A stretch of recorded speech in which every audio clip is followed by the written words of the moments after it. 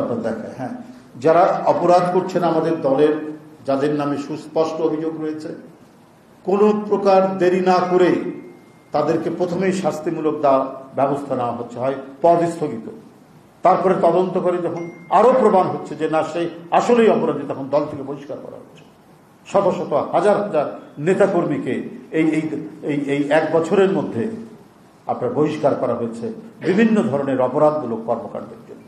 আমরা যখন শুনেছি যে আমাদের দলের বা অঙ্গ সংগঠনের কেউ কোনো জায়গা দখল করেছে, কোনো জমি দখল করেছে, সে হোক আওয়ামী দোসরদেরও যদি হয়, আমরা সেই ক্ষেত্রে তাদেরকে কোনো ধরনের আশকারা তো সে পায়নি, সাথে সাথে তার বিরুদ্ধে ব্যবস্থা গ্রহণ করা হচ্ছে।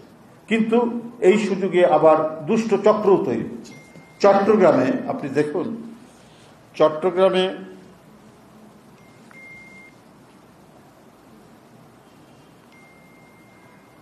চাঁদাবাজি নয়, নেপথ্যে নকশা বহির্ভূত ভবন নির্মাণ কাজ।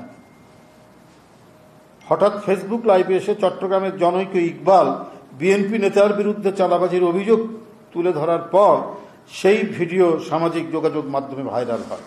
আমি এটা সামাজিক যোগাযোগ মাধ্যমে পেয়েই আমি সাথে সাথে চট্টগ্রামের নেতাদের সাথে যোগাযোগ করি, বলছি ইমিডিয়েটলি যে ভিডিওটি ভাইরাল হয়েছে, একজন ব্যক্তি সে একটা ঘরে অবরুদ্ধ দেখাচ্ছে, তার নাকের এখান থেকে রক্ত পড়ছে এবং বলা হচ্ছে যে তাকে বিএনপির লোকরা ঘিরে রেখেছে, তাকে মারধর করেছে, সে সাহায্য চাচ্ছে। পরে বিএনপির নেতৃবৃন্দের সাথে যোগাযোগ করলাম, নানাভাবে তারা পুলিশের সাথে যোগাযোগ করলো, বলে সম্পূর্ণ এটা একটা ভণ্ডামি, সে কোনো জায়গা থেকে কোনো রং টং দিয়ে করেছে, নাকের এখানে লাগিয়েছে।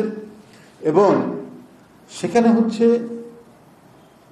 সিটি কর্পোরেশনের বা চট্টগ্রাম কি বলে যে কর্তৃপক্ষের, উন্নয়ন কর্তৃপক্ষের যে নকশা, সেই নকশা বহির্ভূত আপনার বিল্ডিং সেখানে তোলা হচ্ছিল, হ্যাঁ, ভবন নির্মাণ করার চেষ্টা করছিল এই লোক। তো তাকে বোধহয় অফিসিয়ালি তাকে বাধা দেওয়া, তাকে কোনো ধরনের হেনস্থা বা তার কোনো গায়ে হাত দেওয়া হয়নি বা কিছু হয়নি। সে, এটা আমি আপনাদের সামনে একটু বলি, চট্টগ্রামের চকবাজার থানাধীন রাহাত্তারপুর এলাকার সেই ঘটনার ভিডিও ছড়িয়ে বিএনপি নেতা হারুনের চাঁদাবাজির ঘটনা বলে অপপ্রচার করা হয়েছে। ওই ছেলেটি, ইকবাল নামের ওই ছেলেটি এই অপপ্রচার করে বিএনপি নেতা হারুনের বিরুদ্ধে।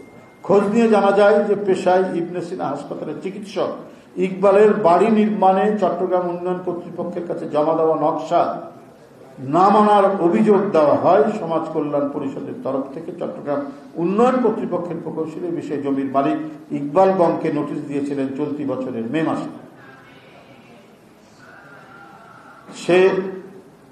সেও কোনো একটি রাজনৈতিক দলের সাথে জড়িত। সে যখন কর্তৃপক্ষের পক্ষ থেকে যখন বলা হয়েছে যে না তোমার এটা ঠিক না, আমরা এইভাবে করবো না, তখন সে এই নাটকটি করে এবং এই নাটক করে সে বিএনপি নেতারা তাকে ঘিরে ফেলেছে এবং বিএনপি নেতা হারুনের নাম দিয়ে কাজটি করে। এটা গণমাধ্যমে এসছে, এটা আপনাদের সামনে যেটা বলছি, এই যে ভণ্ডামিটা করা হয়েছে এটা গণমাধ্যমেও হয়েছে এবং আমরা সেখানে পুলিশের কাছে যোগাযোগ করেছি, বিভিন্নভাবে আমাদের নেতৃবৃন্দ সেখানে যোগাযোগ করেছেন। সম্পূর্ণ বানোয়াট একটি ঘটনা তৈরি করে এই কাজটি করা হয়েছে। তো এগুলো করছেন যারা, আপনারাও তাদের চেনেন, জানেন, এটা করছেন একটা বিশেষ উদ্দেশ্য নিয়ে, সামনে নির্বাচন, বিএনপির ভাবমূর্তিকে নষ্ট করা বা নানাবিধ কর্মকাণ্ডের জন্য। একদিকে যেমন পলাতক দোসররা আছেন, ঠিক তেমনি ভাবে আরো দুই একটি রাজনৈতিক দল তারা করছেন। এবং এই ইকবাল, এই ভদ্রলোকটিও একটি রাজনৈতিক দল, ধর্মভিত্তিক একটি রাজনৈতিক দলের সে একজন নেতা, সে এই ধরনের কাজ করছে। অথচ আজকেই আমরা পেয়েছি যে এটা কাপাসিয়াতে এই রাজনৈতিক দলের এক ছাত্র সংগঠনের নেতা অনেক আজে বাজে কথা বলেছেন, শিশুদের সাথে অনৈতিক। তো এই যে নিজেদেরটা আড়াল করে আর বানোয়াট দিয়ে কি বলে যে কাহিনী তৈরি করে, কল্পকাহিনী তৈরি করে বিএনপির বিরুদ্ধে অপপ্রচার, এটা হচ্ছে রাজনৈতিকভাবে যারা একেবারে অপসংস্কৃতি মধ্যে ভোগেন, এবং ন্যূনতম যাদের কোনো রাজনৈতিক সভ্যতা বলে কিছু নেই তারাই এই কাজগুলি করতে পারে। আরে আমাদের তো প্রকাশ্যেই যারা বিএনপির নামে বা কোনো অঙ্গ সংগঠনের নামে কোনো ধরনের অপরাধমূলক চাঁদাবাজি দখলবাজির সাথে জড়িত ভুড়ি ভুড়ি প্রকাশ্যে প্রতিদিন কাউকে না কাউকে বহিষ্কার করা হচ্ছে, কারো পদ স্থগিত করা হচ্ছে, শোকজ করা হচ্ছে, আজীবন বহিষ্কার করা হচ্ছে, এই ব্যাপারে তো কোনো দ্বিধা নেই। কিন্তু সেই রাজনৈতিক দলটি নিজেদের লোকদের অপকর্মকে আড়াল করে তারা নানা নাটকের মাধ্যমে বিএনপির ভাবমূর্তিকে বিনষ্ট করার পায়তারা করছেন বা বিভিন্ন মাস্টার প্ল্যান করে যাচ্ছেন যে যাতে বিএনপির ভাবমূর্তি নষ্ট করা যায় নির্বাচনের আগে। এইটা মানুষের কাছে কোনোদিনই গ্রহণযোগ্য হবে না। চক্রান্ত ষড়যন্ত্র করে নীল নকশা করে কারো ভাবমূর্তি নষ্ট করা, কোন রাজনৈতিক দলের দীর্ঘদিনের ঐতিহ্যগত যে ইমেজ, সেই ইমেজকে ভুলুণ্ঠিত করার চেষ্টা কোনোদিনই সফল হবে না, অতীতেও হয়নি। অতিরিক্ত অপকৌশল এবং কূটকৌশলের আশ্রয় নিয়েও কিন্তু আলটিমেটলি কোনো লাভ হয় না। এটা অত্যন্ত প্রমাণিত এবং আমাদের বাংলাদেশের রাজনৈতিক ইতিহাসও প্রমাণিত যে একসাথে আন্দোলন করতে করতে এরশাদের বিরুদ্ধে করতে করতে হঠাৎ করে ডিগবাজি দিয়ে এরশাদের অধীনে চলে গেলেন, অথচ সবাই বলেছেন এরশাদের অধীনে নির্বাচন করব না। তো এটা তো মানুষ দেখেছে, আরো পরবর্তী বহু ঘটনা দেখেছে। কিন্তু এইসব মানে করা, কূটকৌশলের অবলম্বন করে বিভ্রান্ত করা, এটা অনৈতিক কাজ। সংগঠনগতভাবেই এটি একটি অনৈতিক কাজ, যেটা আমাদের এখানে অনেকেই, বাংলাদেশে এই মুহূর্তে অনেকেই করে যাচ্ছে। আমি এটা তীব্র নিন্দা প্রতিবাদ জানাচ্ছি। এখন আমি আপনাদের সামনে একটি কর্মসূচি ঘোষণা করব। বন্ধুরা আমার, আগামী শুক্রবার এদেশের গণতন্ত্রকামী মানুষের আশা ভরসার এক অনন্য প্রতীক, শত নিপীড়ন নির্যাতন ভোগ করে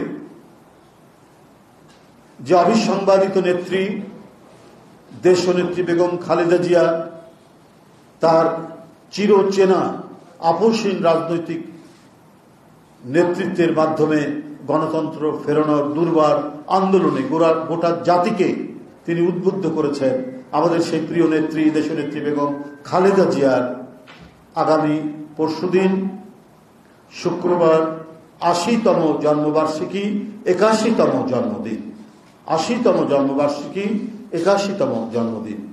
এই দিনটি উপলক্ষে বাংলাদেশ জাতীয়তাবাদী দল ঢাকা সহ ঢাকা কেন্দ্রীয় কার্যালয় সহ সারা দেশের বিএনপির কার্যালয়গুলোতে অথবা মসজিদে দোয়া মাহফিল অনুষ্ঠিত করবে। দেশনেত্রী বেগম খালেদা জিয়ার আশু সুস্থতা কামনা এবং তার দীর্ঘ জীবন কামনা করে এবং ৭১, ৯০, ২০২৪ সমস্ত আমাদের স্বাধীনতা সংগ্রাম এবং গণতান্ত্রিক আন্দোলনে যারা শহীদ হয়েছে তাদের আত্মার মাগফিরাত কামনা করেও আমরা সেদিন দোয়ার অনুষ্ঠান করব। বাংলাদেশ জাতীয়তাবাদী দলের সারা দেশের বিভিন্ন কার্যালয়ে আমাদের বিভিন্ন ইউনিট এই কর্মসূচিটি পালন করবে। দোয়া ও মিলাদ মাহফিলের কর্মসূচিটি পালন করবেন। আগামী পরশুদিন শুক্রবার দেশনেত্রী বেগম খালেদা জিয়ার ৮০তম জন্মবার্ষিকী এবং ৮১তম জন্মদিন উপলক্ষে আমাদের দোয়া এবং মিলাদ মাহফিলের এই অনুষ্ঠান একেবারেই অনাড়ম্বর এই অনুষ্ঠান। কোনো কেক কাটা বা অন্য কোনো এর সাথে কোনো কর্মসূচি থাকবে না। শুধু তার দীর্ঘ জীবন কামনা করে এবং তার আশু সুস্থতা কামনা করে, তার রোগ মুক্তি কামনা করে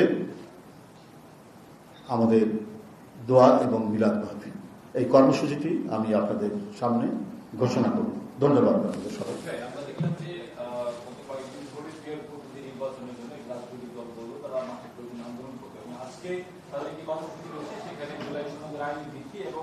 সেই সনদের ভিত্তিতে নির্বাচন যাতে হয় সে ব্যাপারে তারা আজকে মাঠে এই যে আমরা যখন নির্বাচনের দামামা বাড়ছে, সবাই নির্বাচনের জন্য প্রস্তুতি নিচ্ছে, সেখানে একটি দল নির্বাচনে ক্রিয়ার পদ্ধতি হতে হবে, আইনি সনদ দেখতে হবে, তারা আসলে এই কৌশলটা কেন অবলম্বন করছে? এটা আপনারা, আমার মনে হয় যে আপনারা তাদেরকে জিজ্ঞেস করবেন। প্রথমে তো আমি বলি যে একটা গণতান্ত্রিক যে বাতাবরণ বা পরিবেশে সবাই নিজ নিজ দল এবং তার অভিমত প্রকাশ করতে পারেন, এর জন্যই আমরা লড়াই করেছি।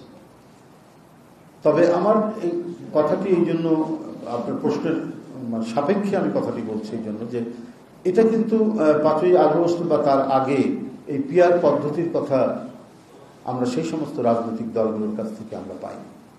আমরা এ বিষয়ে বিস্তর আলোচনা করেছি। আমরা বলেছি যে পিআর পদ্ধতি এই মুহূর্তে আমরা যদি যাই, এই ব্যবস্থাটি যদি আমরা প্রবর্তন করতে চাই, তাহলে আমাদের সমাজ অতটা প্রস্তুত নয়। পশ্চিম ইউরোপের অনেক দেশে, ফ্রান্স সহ অনেক দেশে আছে, আমাদের পার্শ্ববর্তী নেপালে সেই পদ্ধতিটা রাখবে কিনা, কারণ নেপাল তো তৃতীয় বিশ্বের দেশ, গরিব দেশই বলা যায়, কিন্তু তাকে বারবার নির্বাচন করতে হচ্ছে। একটা নির্দিষ্ট পরিমাণ ভোট না পেলে তাকে আবারও নির্বাচন দিতে হয় 2-3 দিনের মধ্যে বা 1 সপ্তাহের মধ্যে। এইটা মানে একটা গরিব অর্থনীতি এটা সাস্টেইন করতে পারে না। জাপানেও কিন্তু পূর্ণাঙ্গ পিআর পদ্ধতি নেই। আমাদের এই দেশের মানুষ এখনো এই ব্যবস্থাটির সাথে পরিচিত না, 1 নম্বর। 2 নম্বর হচ্ছে আমাদের সমাজ ওই স্তরে নেই যে স্তরে পশ্চিম ইউরোপের সমাজ দীর্ঘদিনের গণতান্ত্রিক তাদের যে চিন্তা চেতনার মধ্যে দিয়ে, তাদের যে চর্চার মধ্যে দিয়ে যে পর্যায়ে এসছে, আমাদের তো সে পর্যায়ে আসেনি। আমরা স্বাধীনতার পর থেকে অনেকবার বাধাগ্রস্ত হয়েছে, বাকশাল হয়েছে, এর সাথে সামরিক আইন হয়েছে, আবার 16 বছরের নতুন ফ্যাসিবাদ আমরা দেখলাম। তো এখানে যে গণতন্ত্র চর্চার যে জায়গাটি, সেই জায়গাটি তো সবসময় অত্যন্ত দুর্বল থেকেছে। আমাদের কিন্তু প্র্যাকটিসটা আগে বাড়াতে হবে। এবং পৃথিবীর অন্যান্য দেশেও যেখানে এটি চালু রয়েছে, সেখানেও কিন্তু আবার নতুন করে সেখানে ভাবা হচ্ছে। তো হঠাৎ করে এটি যদি আমরা এখন প্রবর্তন করতে যাই, তাহলে এক ধরনের জটিলতা তৈরি হবে। এবং আমার মনে হয় যে এখন যারা এই কথাটি বলছেন, সেটা আমার মনে হয় যে এক ধরনের জটিলতা তৈরি করা ছাড়া আর অন্য কোনো উদ্দেশ্য আছে বলে আমরা মনে করি না। এটা যদি দীর্ঘদিনের একটা দাবি হতো, যেমন বৈষম্য বিরোধী ছাত্র আন্দোলনে কোটার বিরুদ্ধে তারা আন্দোলন করেছেন, আমরা সেটি শুনে এসেছি, এটা নিয়ে অনেক আলোচনা হয়েছে অভ্যস্ত। কিন্তু এই পিআর পদ্ধতি হঠাৎ করে এটা ইন্ট্রোডিউস করা হচ্ছে যে সময় সবাই একটা অবাধ সুষ্ঠু নির্বাচন চাচ্ছে, সেই মুহূর্তে এই পিআর আনুপাতিক নির্বাচন, এই নির্বাচনটা আমার মনে হয় যে এটা একেবারেই উদ্দেশ্য প্রণোদিত। এর মধ্যে আমার মনে হয় যে অন্তর্গত কোনো স্বচ্ছতা নেই। ধন্যবাদ।